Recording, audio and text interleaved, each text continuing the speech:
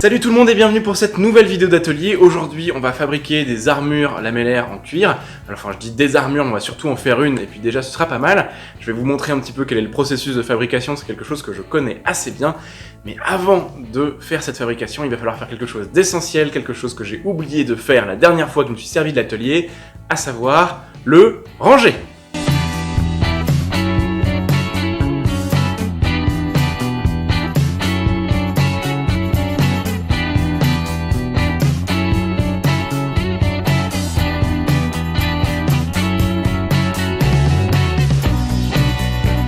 Ça y est, j'ai terminé mon petit ménage. Alors normalement, effectivement, il faut toujours faire ça quand on a fini de travailler et pas avant de se remettre à travailler. Mais bon, il y a des jours avec et des jours sans, voilà, vous savez ce que c'est. Donc aujourd'hui, on part sur de l'armure lamellaire en cuir. Donc ce sont des armures à écailles qui ont été utilisées un peu partout dans le monde avec des matières très différentes. Donc on en a en cuir, on en a en bois, on en a en papier, je crois en Extrême-Orient aussi. On en a en corne, en métal. Enfin, vraiment, c'est quelque chose qu'on retrouve depuis l'Antiquité jusqu'à des périodes très récentes dans des contextes très spécifiques. Donc aujourd'hui, on va faire quelque chose d'assez simple qui peut être utilisé un peu partout. Moi, je l'utilise souvent pour de la reconstitution moyen-orientale, puisque au Moyen-Orient, pendant les croisades, donc au XIIe et XIIIe siècle, on a des sources d'armures lamellaires qui sont très différentes, qui ont des formes qui peuvent être très différentes. Donc on va se faire surtout un plastron et une dossière, et avec des formes en U, ce qu'on appelle des formes en U au niveau des lamelles, mais je vais vous expliquer ce que c'est, ça va être plus simple. Et donc pour ça on va utiliser du cuir, voilà, j'en ai ici. Alors j'utilise du cuir de chute, en fait c'est que j'achète au kilo, parce que ce sont des cuirs qui normalement sont dévolus à être détruits, qui ne sont pas utilisés, parce que vous voyez c'est des morceaux qui sont trop petits et un peu étranges. Par contre moi pour découper mes lamelles c'est parfait, et plutôt que de jeter ce cuir, moi je le rachète, ou des cuirs avec des défauts aussi, et donc je fais mes petites écailles dedans, ce qui permet d'utiliser le cuir jusqu'au bout et de ne pas en gâcher. Voilà, et ben écoutez, on va se lancer là-dedans et puis je vais vous expliquer au fur et à mesure ce que je fais. Première étape, le traçage.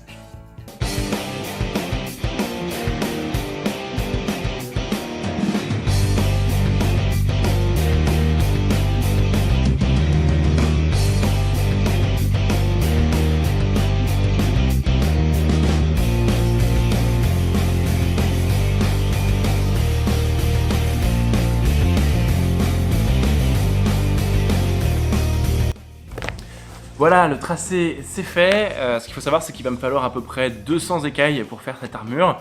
Donc là j'en ai à peu près, j'ai fait les comptes quelque part, je ne sais plus, j'ai noté sur le cuir, voilà. J'en ai 139 mais j'en ai déjà fait un petit peu avant, histoire de gagner du temps parce que mine de rien c'est long. En fait, fabriquer une armure de ce type c'est pas forcément très technique, par contre c'est des étapes qui sont assez longues. Et voilà, donc on a le traçage d'abord et après évidemment on passe à la découpe. Et pour ça c'est tout simple, un cutter, une règle, et c'est parti. Et on fait attention à ses doigts.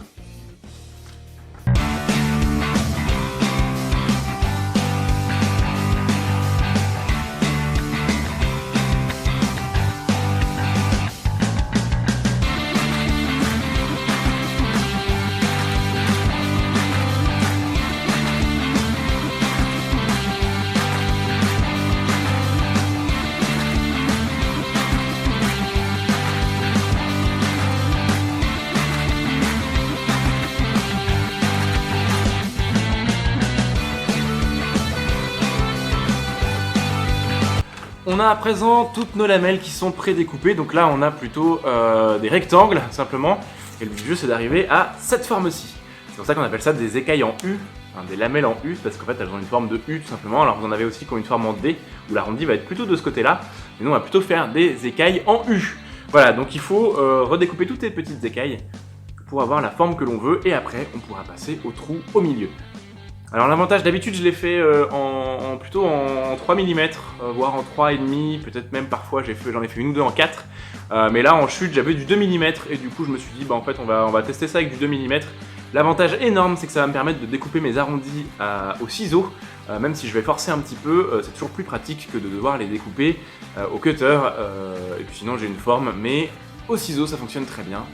Et on va faire ça maintenant. Voilà, je trouve un truc pour faire mes transitions. Bref, découpe.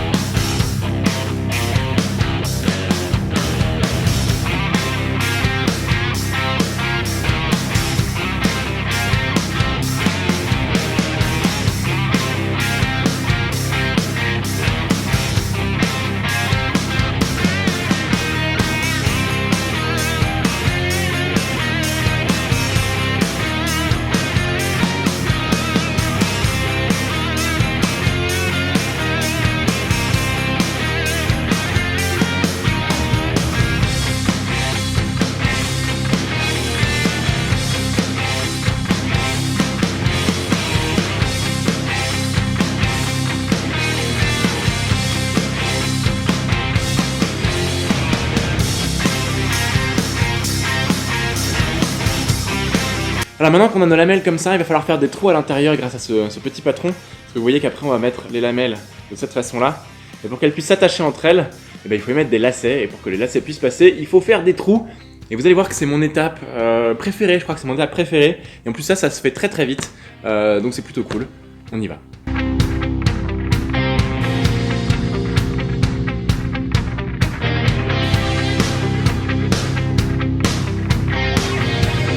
En fait, j'ai menti, hein. C'est la plus longue étape et la plus pénible qui soit. C'est insupportable. Dites-vous que là, il y a 8 trous par lamelle. J'ai à peu près 300 lamelles. Voilà, 8 par 300, faites un petit calcul. Et ça vous donne une idée du nombre de trous qu'il faut d'abord que je marque et ensuite que je fasse à la main. Donc en fait, j'ai fait ça toute la journée d'hier. C'était passionnant. J'ai adoré ça, vraiment. J'adore faire ça. Donc on va faire une espèce de petit... voilà, la magie du montage va vous faire croire que je vais faire mes 300 lamelles en claquant des doigts. Mais c'est l'étape la plus pénible. Vraiment, c'est très répétitif. Et c'est pas très passionnant. Voilà.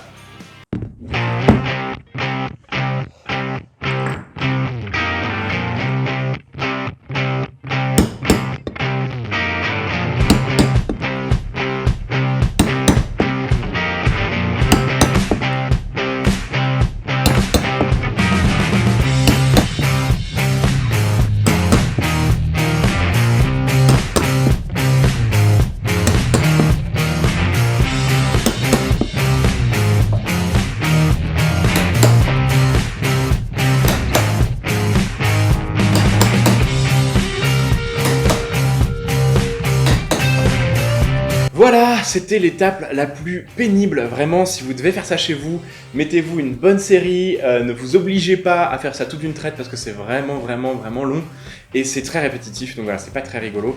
Quand on veut des armures, c'est souvent ça en fait, c'est des gestes qui sont très répétitifs et qui sont pas très rigolos. J'ai donc un joli sac ici en tissu, plein de mes 300 lamelles toutes trouées, voilà, c'est un joli sac Les Internets. Si vous ne connaissez pas l'association Les Internets, je vais vous mettre le lien dans la description. C'est une association qui valorise la création des femmes sur YouTube qui sont souvent un peu trop mises de côté et qui font un travail exceptionnel. Je vous invite donc à aller voir ce qu'elles font parce que c'est vraiment très chouette. Ce qu'on va faire là du coup maintenant, c'est passer à un traitement de ces fameuses lamelles parce qu'en fait il y a un traitement spécifique thermique et qui va permettre de les durcir parce que là elles sont trop molles, qui va avoir lieu. Mais avant, on va faire un petit peu de décoration parce qu'en fait les lamelles qu'on a retrouvées pouvaient être teintes ou peintes ou certaines gravées, certaines étaient laquées. Voilà, il y a plein de possibilités différentes. Moi sur du cuir, ce que j'aime bien, c'est faire une petite teinture, mais pas sur toutes, de manière à avoir des motifs soit en ligne, comme on peut retrouver sur les enluminures, soit en carreaux, en damier, ce qui est très sympa aussi. Donc là, on va partir sur la moitié des lamelles en rouge, et vous verrez qu'après, au niveau du montage, on pourra faire des choses assez rigolotes. Voilà. Petite précision, parce que c'est bien de faire des précisions. Vous allez me dire, mais bon sang, mais pourquoi est-ce que tu as fait tous ces petits trous à la main? C'était insupportable. Et oui, mais en fait, voilà, si je vais en prendre là des exemples. Si je fais les trous à la perceuse, que je pourrais les faire à la perceuse à colonne, mettre plusieurs lamelles d'un coup et tout percer, en fait, ça fait des trous qui sont pas très propres. Je sais pas si on voit bien là, si je le montre. Voilà, des trous qui sont pas très propres, c'est pas très beau. Et moi ça me satisfait pas tellement et du coup je préfère faire les trous à la main, même si c'est plus long, même si c'est très pénible. Au moins j'ai des trous après derrière qui vont être, vous voyez, très nets comme ça, qui vont pas avoir de parties qui vont affleurer et qui vont du coup être parfaites ensuite pour le montage et qui vont avoir un rendu qui va être plus sympa. Voilà, c'est une question avec moi et moi-même. Mais en plus de ça, vous pouvez le faire chez vous avec des outils qui coûtent pas très cher parce que finalement l'emporte-pièce que j'ai utilisé comme ça, c'est un truc qui va coûter, vous pouvez en trouver pour 10 €. Et ça fait très bien le job, comme on dit. Voilà, du coup, petit nettoyage de la table de travail et teinture rouge. J'ai beaucoup parlé, du coup maintenant on va un peu agir.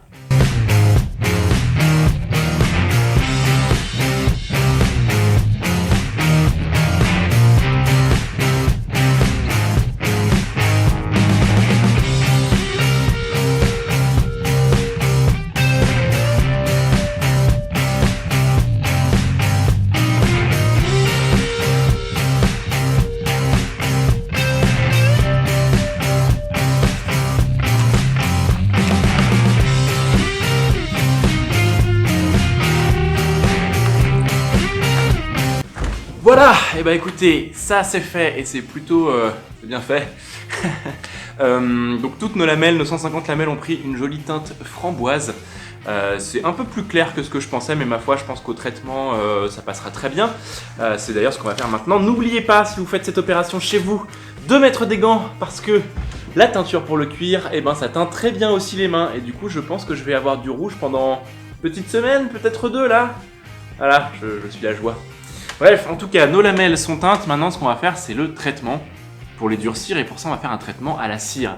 C'est-à-dire qu'en fait, on va les imprégner de cire chaude et pas brûlante. Attention, c'est très important.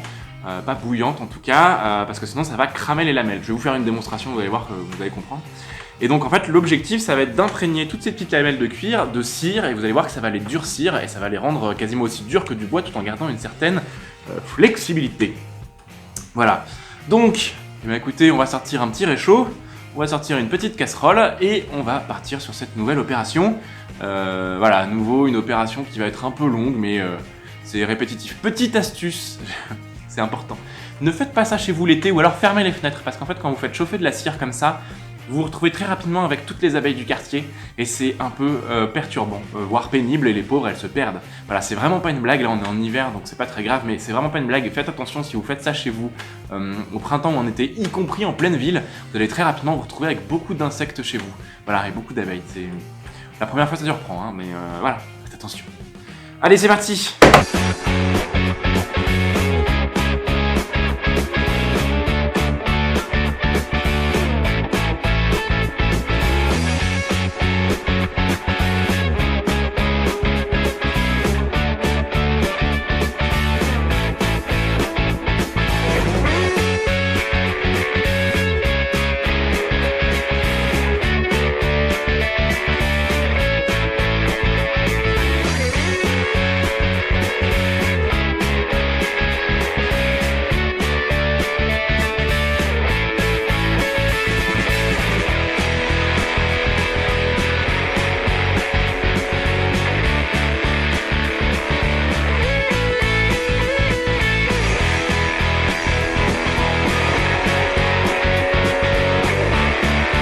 Le traitement à la cire est désormais terminé, Talia est venue nous aider aussi pour faire la suite de la vidéo. Alors j'ai laissé passer quelques jours et c'est pour ça que vous avez vu je me suis rasé. J'ai donc mis nos petites écailles dans leur carton, avec, en essayant de les trier un petit peu par couleur, parce que comme c'est du cuir de récupération, il n'a pas du tout pris la cire et la teinture de la même façon. Donc écoutez, on va voir un petit peu ce qu'on arrive à faire avec ça, ça va peut-être être intéressant. Dans l'absolu maintenant, l'étape c'est le montage, mais avant ça il va falloir faire les petits éléments qui vont avec l'armure. Et pour vous expliquer ça, on va passer tout de suite au tableau.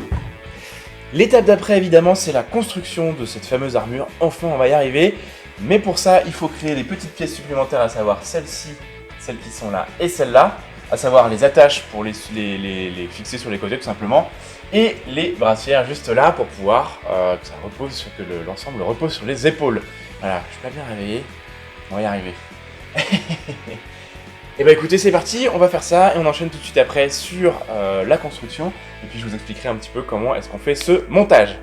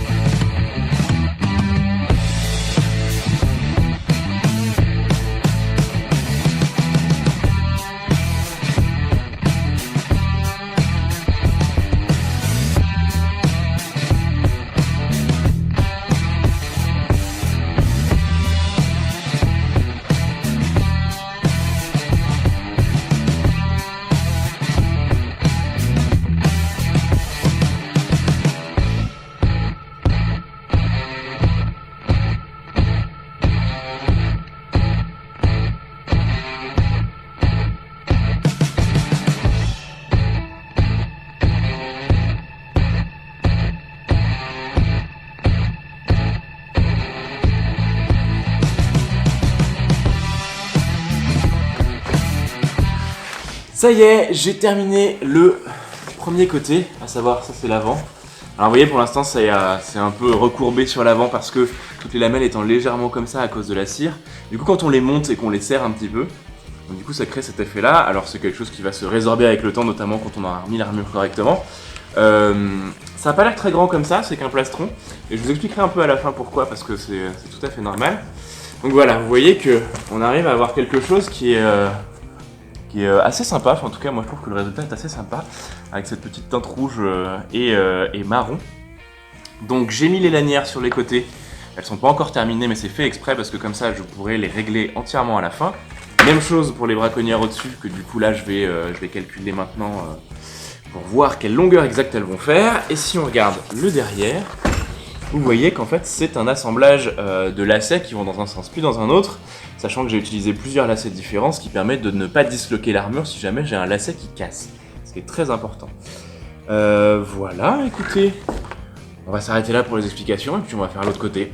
Alors c'est comme tout, hein, c'est comme tout depuis le début de cette armure. C'est pas des choses qui sont forcément très compliquées à faire et franchement vous pouvez faire ça chez vous sans aucun problème.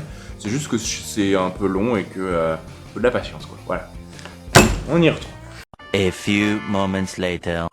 Et bien voilà, il m'aura fallu encore quelques heures pour terminer cette armure. Alors comme vous le voyez, c'est rigolo parce que de ce côté-là, on a une couleur qui est plutôt rouge et miel, on va dire miel. Et de l'autre côté, hop, vous voyez, on est plutôt sur un rose et brun. C'est pas moche, c'est pas idiot, mais c'est vrai que c'est assez rigolo. Et voilà, donc vous voyez que c'est enfin monté, donc toutes les écailles se superposent. Donc maintenant, ce qui me reste à faire, c'est quelques éléments de finition, parce que c'est ce que je vais vous montrer un petit peu en avant-plan là. J'ai avancé un petit peu dans la construction pour faire tout ce qui est sangle, tout ce qui est boucle, tout ce qui est j'ai monté les braconnières. Et donc je vais vous expliquer un petit peu comment j'ai fait ça. Et puis on va lui faire une petite couche de finition. Et puis après on va pouvoir faire des petits tests et je vais vous expliquer quels ont été mes choix dans cette construction, pourquoi je les ai faits par rapport aux sources historiques et par rapport à ce qu'on sait des choses. Voilà.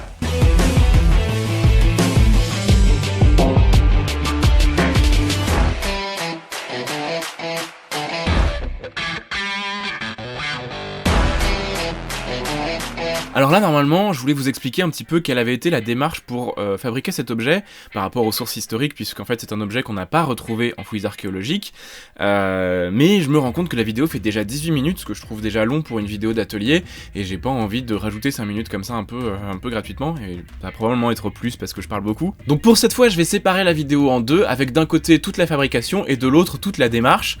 Dites-moi dans les commentaires si vous préférez que je fonctionne comme ça, dites-moi si vous préférez que j'en dise moins finalement et que je fasse plutôt de l'accéléré de fabrication, parce que c'est vrai que là je vous explique absolument tout ce que je fais, mais peut-être que ça ne vous intéresse pas finalement. Donc voilà, n'hésitez pas à me dire dans les commentaires ce que vous en pensez, hein. Le format est encore un petit peu en test, je me cherche un petit peu là-dessus, donc vraiment donnez votre avis, c'est important.